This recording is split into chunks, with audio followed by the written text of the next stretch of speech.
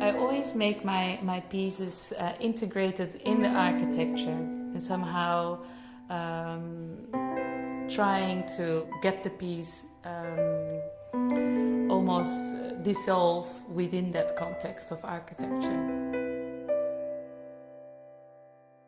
Daytime was one of the first pieces that you almost could call physical, because you have actually mirrors turning in the window, reflecting light through the space.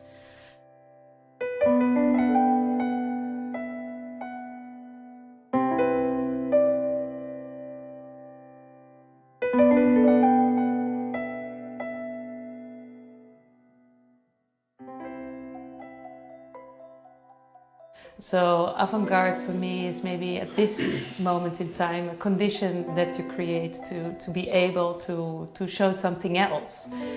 And I think, new ways of showing and introducing old and new generations of artists and the conditions around it. I think this is really what the Kunstverein does. So, in my point of view, you're avant-garde. Thank you. I take that as a compliment. What we don't do is we don't say Kunstverein anywhere. Yeah. So therefore people are always confused. Like, is this Kunstverein or is it now a bookstore? Indeed, we're flexible and we're playing with the context in which we find ourselves, but we have thought up the program. So, there are artists and there are makers and there are thinkers who we're extremely curious about and interested in, and there are people who we feel haven't had enough attention.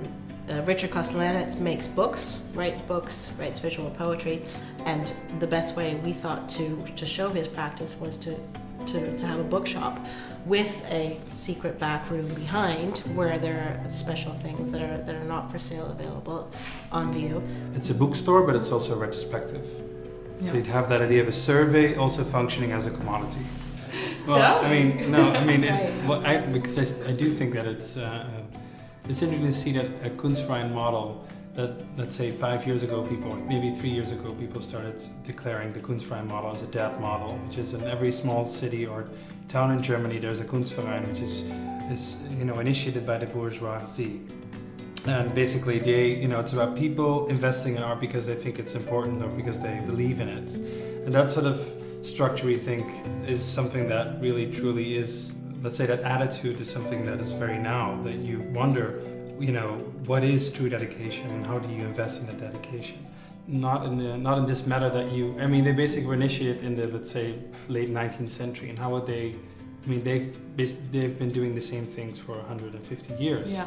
But we are a young generation, we're a generation that's sort of trying to see how this could be revamped, this sort of so-called dead institutional model in Germany or in Austria. But also looking for now is coming from New York City. It's a born and bred avant-garde artist from the 60s and 70s, still writing today in New York. But Kunstverein New York is interested in perhaps opening up the Richard Castellanets shop in New York again. So that, it would be a completely different context there, but one that would maybe reinstigate or reissue a discussion. Now I did it.